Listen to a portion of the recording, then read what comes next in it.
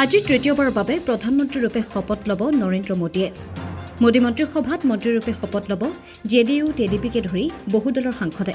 অসমৰ পৰা মোদী মন্ত্ৰীসভাত স্থান পোৱাৰ সম্ভাৱনা সৰ্বানন্দ সোণোৱাল, ৰাজ্যসভাৰ সাংসদ পবিত্ৰ মাৰ্ঘেৰিটাৰ।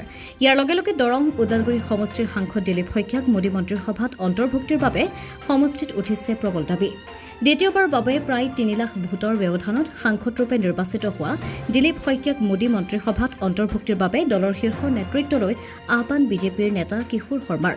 বিজেপিৰ তৃণমূল পৰ্যায়ৰ পৰা ৰাষ্ট্ৰীয় সাধাৰণ সম্পাদকৰ দায়িত্বলৈকে দলত অহৰহ অৱদান আগবঢ়োৱা সাংসদ শইকীয়াক মোদী মন্ত্ৰীসভাত অন্তৰ্ভুক্তিৰ আহ্বান কিশোৰ শৰ্মাৰ। বিজেপিৰ নীতি আদৰ্শ মতে আমি বিচাৰিলে বিচৰা ধৰণে একো পোৱা নাযায়। তথাপিও আমাৰ মাননীয় সাংসদ শ্ৰীযুত দিলীপ শইকীয়া দেৱে আমাৰ আন্দামান নিকোবাৰ পৰা আৰম্ভ কৰি অৰুণাচল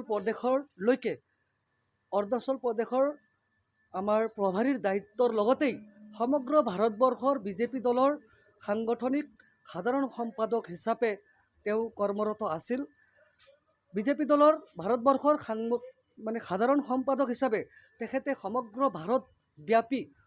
ভাৰতত তেওঁ ঘূৰি দলৰ সাংগঠনিক ভেটি শক্তিশালী কৰাত সক্ষম হোৱাৰ লগতেই তেওঁ অসমৰ যেতিয়া সাধাৰণ সম্পাদক আছিল, অসমতো যথেষ্ট পৰিমাণে বিজেপি দলৰ সাংগঠনিক ভেটি শক্তিশালী কৰাত তেওঁ অৰিহণা যোগাই আহিছিল।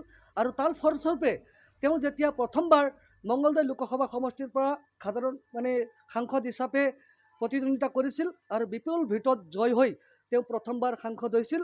ঠিক তাৰ সমান্তৰালকৈ এইবাৰ যিহেতু দ্বিতীয়বাৰ বিপুল প্ৰতিদ্বন্দ্বিতাৰ মাজত যিজন তেওঁৰ প্ৰতিদ্বন্দ্বী হিচাপে আমাৰ ছাত্ৰ সন্থাৰ নেতা এজনক হৰুৱাই, তাৰোপৰি বিজেপি দলৰ কংগ্ৰেছ দলৰ শক্তিশালী প্ৰাৰ্থীক হৰুৱাই তেওঁ প্ৰায় ৩ লাখতকৈ ওপৰত প্ৰায় ৩,30,০০০ ভোটত জয় হৈ যিহেতু সমগ্ৰ মংগলদৈ ওদালগুৰি জিলাৰ ৰাইজৰ বিপুল সঁহাৰি লাভ কৰিছে, সেই সূত্ৰে দৰং ওদালগুৰি জিলাৰ ৰাইজে সাংসদ শ্ৰীযুত দিলীপ শইকীয়া দেৱক এজন